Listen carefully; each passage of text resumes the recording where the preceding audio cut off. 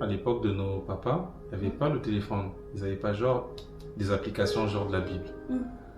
Et aujourd'hui, nous, on a les applications de la Bible, mais j'ai l'impression que on ne lit pas non plus la Bible. En fait, la Bible est devenue plus accessible peut-être qu'avant. Mais elle n'est pas plus accessible à la lecture qu'avant. Oui, je ne sais pas. Déjà, si c'est une réalité pour toi, dans ton entourage déjà, je sais pas, les amis, est-ce que tu penses vraiment que la Bible aujourd'hui, c'est... Elle a la place qu'elle devrait avoir? Non, je pense pas. Je pense que, personnellement, moi, chez moi, je sais qu'il y a toujours une Bible chez moi depuis que je suis toute petite. Mais c'est vrai que je connaissais pas ce livre. Genre, c'était un livre qui était comme là, genre, et c'est tout. On touchait pas, c'est un livre très important. C'est un livre, si tu déchires, tu sais que voilà. Mais c'était pas forcément un livre que j'ai connu tôt, quoi.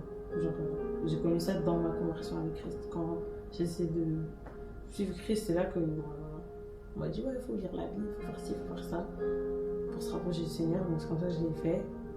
Après moi j'avais un témoignage personnel avec la Bible, donc comment dire, je l'ai pas. T'as un témoignage personnel avec la Bible?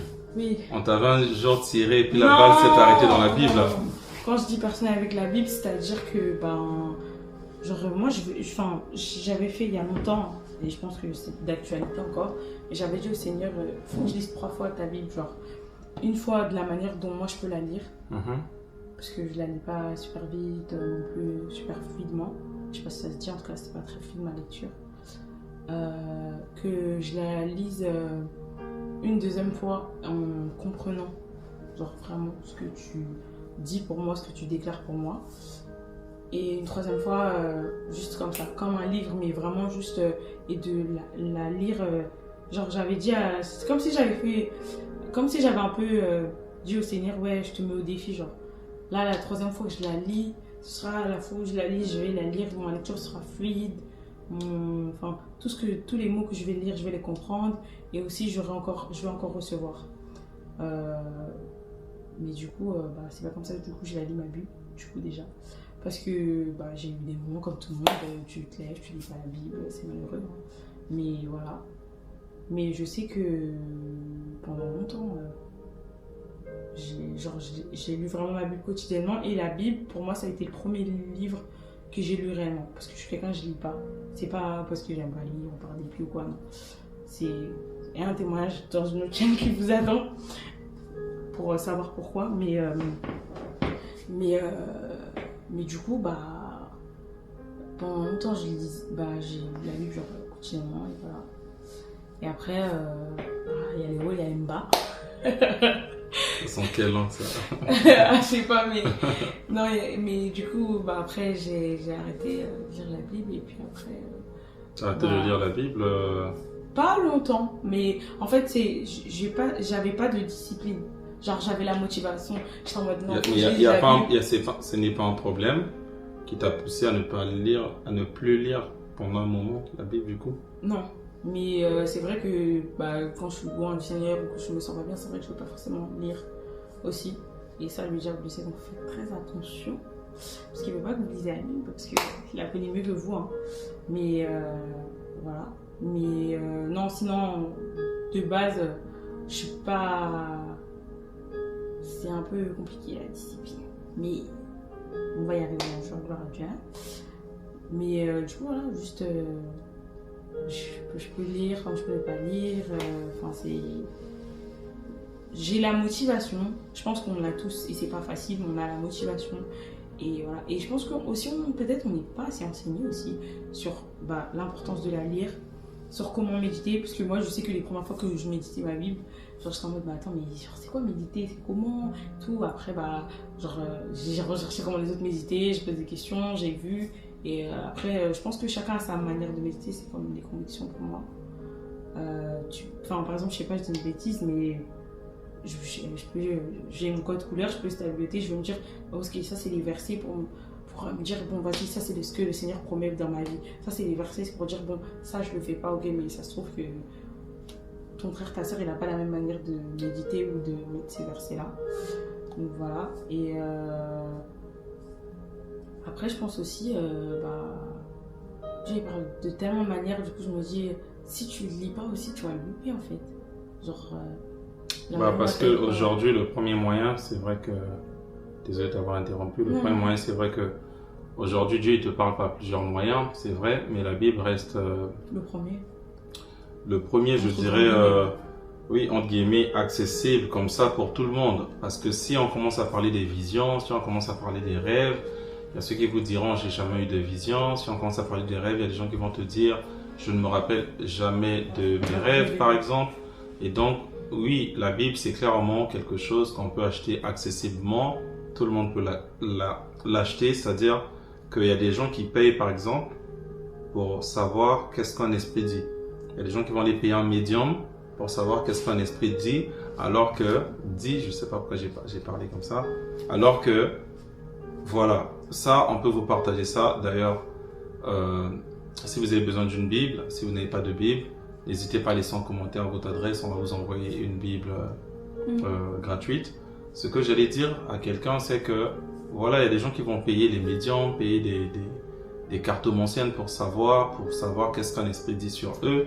En fait, Dieu, il a dit tellement de choses dans ce livre que, en fait, vous pourriez tout simplement demander ou acheter et lire et savoir qu'est-ce que Dieu dit sur votre vie. Après, c'est vrai que la Bible aussi, c'est un livre quand même où on se dit, oui, c'est lourd, oui, c'est ancien, oui, les derniers récits datent peut-être de 2000 ans.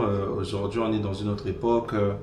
Voilà, j'ai pas envie de mettre ma tête à l'intérieur, mais il ne faut pas oublier que la Bible a plusieurs livres. Et donc, dans ces livres-là, en fait, il n'y a pas que les livres des lois, en fait. Il y a des livres poétiques, il y a des livres historiques, tout ça. Mais ce que je veux dire, c'est qu'il y a aussi, dans la Bible, en fait, beaucoup de choses, beaucoup de conseils qui sont de nature à nous aider dans notre vie de tous les jours. Oui, mais même moralement, en fait, dans la façon de vivre, dans la façon de se comporter, dans la façon de réagir en communauté. Quand vous lisez, par exemple, les livres comme les livres de Siracide, les livres de sagesse, les livres de proverbes, vous allez trouver tellement de conseils sur la vie de tous les jours. On va t'apprendre à tourner ta langue 7 fois avant de parler. On va te dire, vaut mieux dormir sur le toit d'une maison que vivre avec une femme querelleuse. Vaut mieux ceci, vaut mieux cela. Il y a tellement de choses qui sont données qui peuvent être comme des lumières. Pourquoi? Parce que tout simplement, le Seigneur qui nous a créés, nous ressemblons au final à des sortes de robots, de machines que Dieu a créées. Et donc Dieu a le manuel du mode opératoire. Et la Bible, c'est le premier manuel du mode opératoire par lequel tu découvres comment est-ce que Dieu a créé l'humain, pourquoi est-ce que Dieu a créé l'humain, dans quelles circonstances l'humain tient ou ne tient pas, par exemple. Et si tu veux connaître la première fois la pensée de Dieu, c'est d'abord par la Bible avant d'aller à gauche et à droite. Et donc, finalement, lire la Bible, c'est vrai que c'est devenu difficile. Il n'y a pas beaucoup de choses qui nous motivent à lire la Bible, mais au final, ça dépend de déjà nous, en fait, comment on perçoit la Bible. Qu'est-ce qu'on se dit? Parce que tu vois, petite sœur, c'est que si aujourd'hui tu te dis, à partir d'aujourd'hui, je ne ferai rien d'autre que ce que Dieu veut que je fasse, ça veut dire qu'automatiquement, tu vas commencer à lire la Bible un peu plus. Par exemple, si tu dis que je veux créer une entreprise, mais je veux créer cette entreprise selon les valeurs chrétiennes ou selon les stratégies que Dieu veut qu'on utilise lorsqu'on crée une entreprise. Et là, tu commences à dire, mais qu'est-ce que je fais? Alors, je vais aller lire la Bible. Et ça, c'est intéressant parce que si tu te dis, je vais aller lire la Bible, tu vas tomber sur l'histoire de Joseph. Tu vas voir que Joseph, lorsqu'il est en Égypte, il a reçu une vision sur les 7 bonnes périodes, donc les périodes des vaches riches, on va dire, et aussi la période des vaches maigres. Et toi, dans ton entreprise, ça peut te donner une leçon de marketing en mode je dois savoir que je peux avoir des bonnes périodes et des mauvaises périodes. Il faut que, il faut que pendant les bonnes périodes, que j'arrive à mettre assez de côté pour pouvoir tenir lorsque les mauvaises périodes vont arriver. Mais ça peut être une stratégie que d'autres peut-être iront prendre dans des cours, je ne sais où, mais la Bible peut te l'apprendre. Par exemple, Salomon, il a demandé à Dieu la sagesse et l'intelligence. Il a eu la sagesse et l'intelligence. Il a voulu tellement faire des choses, tellement découvrir des choses. qui s'éloignent aussi un peu de Dieu.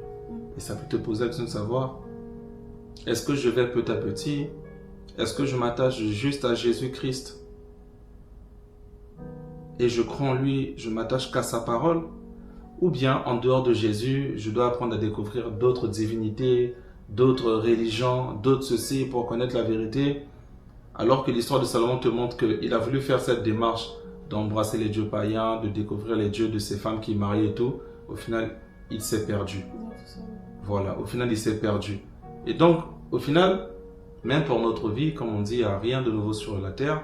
La Bible a tellement d'histoires que chacun de nous peut retrouver une portion de sa vie et une parole qui est nécessaire pour lui dans la Bible. Et j'ai aimé tout à l'heure,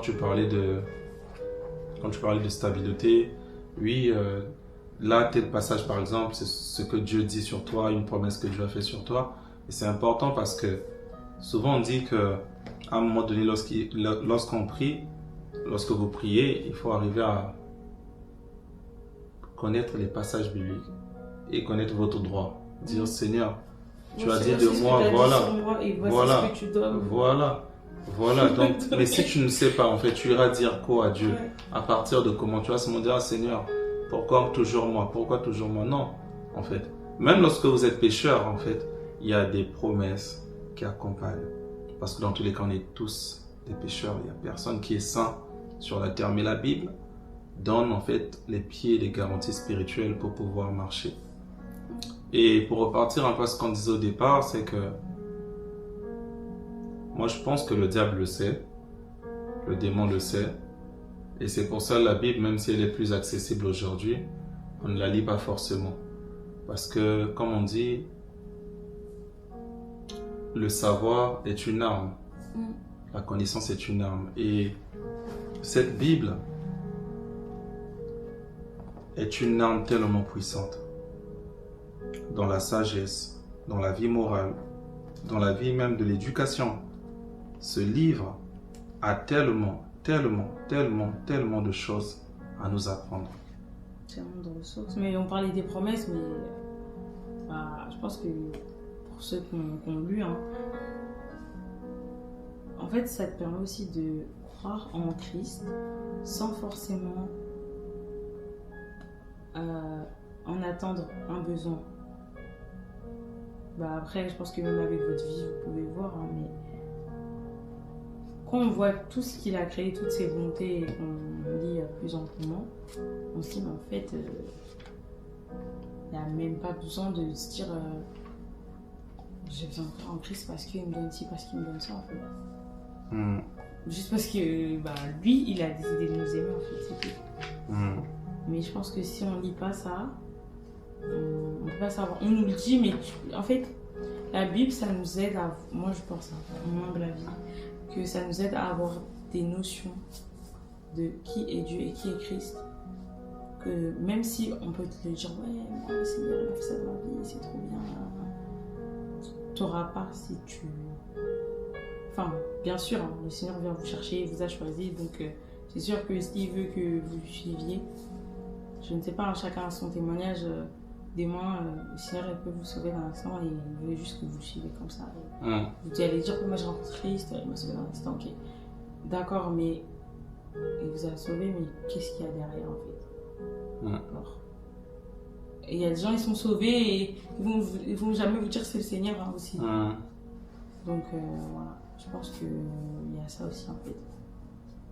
Et je pense qu'il y a des paroles aussi. Avec lesquelles vous allez toujours vous accrocher par Non, c'est moi qui t'ai coupé. C'est bon pour toi? Et en fait, la Bible va vous donner beaucoup de sérénité aussi. Parce que tu vois, moi, parfois, je me rends compte que la Bible m'a donné beaucoup de calme, beaucoup de sérénité, même par rapport au monde.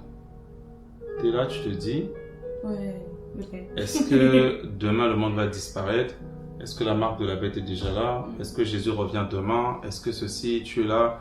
Parfois tu es mal. Et moi, parfois j'étais troublé. Je me disais, mais en fait, un jour je serai à l'école. Et puis c'est l'enlèvement. Ou bien les persécutions vont commencer. Vraiment. Et en lisant la Bible, je vais vérifier. Je pense que c'est Luc 21 et Matthieu 24, je crois, qui qui parle de sang parallèle. Je vais vérifier pour ne pas vous induire en erreur.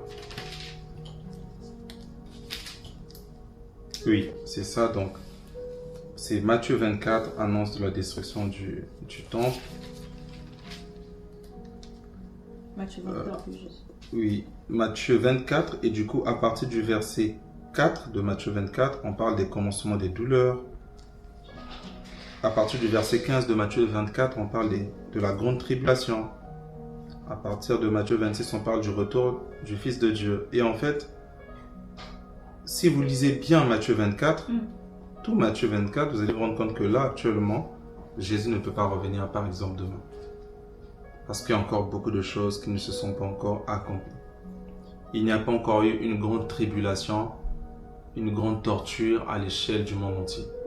Il n'y a pas encore l'antichrist comme ça qui est assis, imposé aux humains et tout le monde a vu le signe. Non. Il n'y a pas encore le troisième. Vous savez que la première fois que le temple de Jérusalem a été bâti, c'était lorsque Salomon était là. Il a bâti parce que Dieu ne voulait pas que David le fasse. Le temple a été détruit à l'époque du prophète Jérémie. Vous savez que le temple a été rebâti. Mais quand Jésus-Christ est décédé, quelques années après, le temple a été encore détruit pour la deuxième fois. Et depuis là, le temple n'avait pas été reconstruit. Et vous savez que... Ah.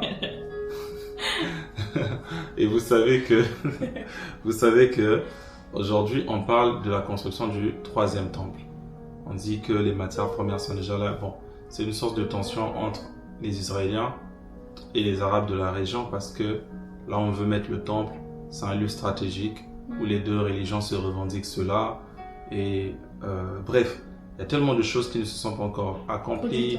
Oui, il n'y a pas encore... Donc, c'est signe. Et ça montre que Jésus ne reviendra pas encore maintenant. Et puis même l'autre signe, tout simplement, la terre entière n'a pas encore été prêchée. Vraiment. La terre entière n'a pas encore été prêchée. Il y a des coins de la terre où Jésus n'est pas encore annoncé. Donc oui, Jésus ne viendra pas demain encore. On ne connaît pas certes le jour, mais il y a encore beaucoup de signes qui restent à être accomplis. Et donc, comme je disais, le diable, il sait que la Bible peut vous donner beaucoup de sérénité. Cette sérénité est une arme, est une force qui va tranquilliser votre esprit. Et du coup, pour ne pas vous donner la sérénité, il va vous pousser, malgré que la Bible est accessible, de ne pas pouvoir la lire. C'est comme quand dans vos prières, il y a des mots, des phrases que vous avez tirées de la Bible et que vous allez mettre en fait dans votre prière et je pense que ça le fâche. Non mais en tout cas, écoutez, la Bible est devenue plus accessible qu'avant. Et c'est un livre tellement merveilleux. On aura le temps d'en parler dans d'autres épisodes. Là, pour ce tout premier, on a voulu vraiment confier déjà entre les mains de Dieu, poser le fondement pour dire que prophétiquement, quand on parlera, ça ne sera pas juste comme nous on pense, mais on essaierait toujours de vous transmettre la pensée biblique, la pensée de Jésus sur tel ou tel sujet. C'est pour ça qu'on a voulu aborder ce sujet de la Bible pour poser la base, pour poser les fondements. Et n'hésitez pas à vous abonner si c'est la première fois que vous puissiez le suivre.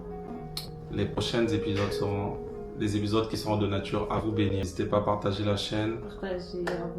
Abonnez-vous, commentez, mettez des sujets. Si vous avez des sujets que vous souhaitez qu'on aborde, n'hésitez pas de mettre cela dans les commentaires. Je ne sais pas si... j'ai rien d'autre à dire à part que j'arrête de dire ça. Parce que c'est pas facile, hein. Là, on parlait, en tout cas moi personnellement, c'est pas facile de lire la Bible tous les jours. Après, les gens, ils se font violence, ils mettent des rappels de téléphone et autres. Non, moi, je suis pas ce genre de personne, ça va pas marcher. Donc, essayez d'aller déjà dans la prière, hein. C'est tout simplement, C'est pas simple, mais ça va aller. Et surtout, déjà, de pouvoir parfois aller juste simplement en mode, tu sais que tu n'arrives pas à beaucoup lire la Bible, comment j'ai appris sur ça. Seigneur, j'aimerais te connaître plus, j'aimerais lire ta parole. Seigneur, s'il te plaît, aide-moi. Voilà un peu ce qu'on peut dire. On vous souhaite vraiment bien de choses. Que le Seigneur vous bénisse et au prochain épisode. Bye and God bless you. Amen.